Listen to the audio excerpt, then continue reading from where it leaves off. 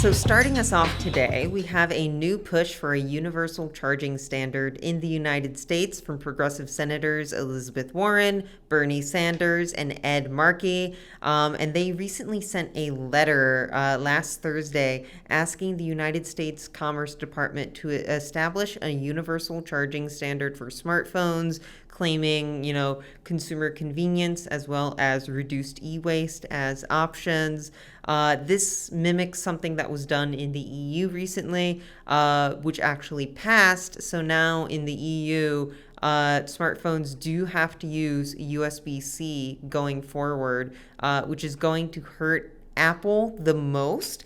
None of these things are specifically targeted at Apple, but USB-C has generally become a standard on most devices except for Apple's, which still uses the Lightning connector, which is itself a little old, a little slow, so it could stand to change for consumer convenience regardless. I believe Flo's probably pulling one out.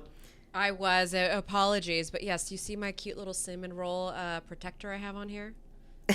Yes, I I just do. wanted to show everybody the ridiculousness. But you have to protect these cables because they're so precious. This is literally the only one I own. USB-C is the latest standard in USB. It's smaller than USB-A, which is that weird thing that you never know which side to put it in on. It's faster than USB-A. It's a little chonkier than Lightning, but it is much faster than Lightning, and you're more likely to have it than Lightning, given that Lightning is the Apple standard.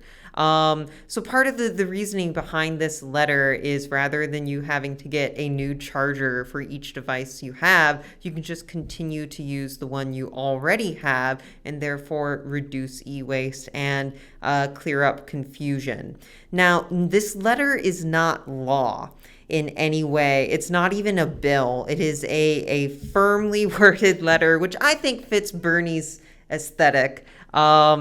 To the United States, asking them to sort of mimic what the EU has done.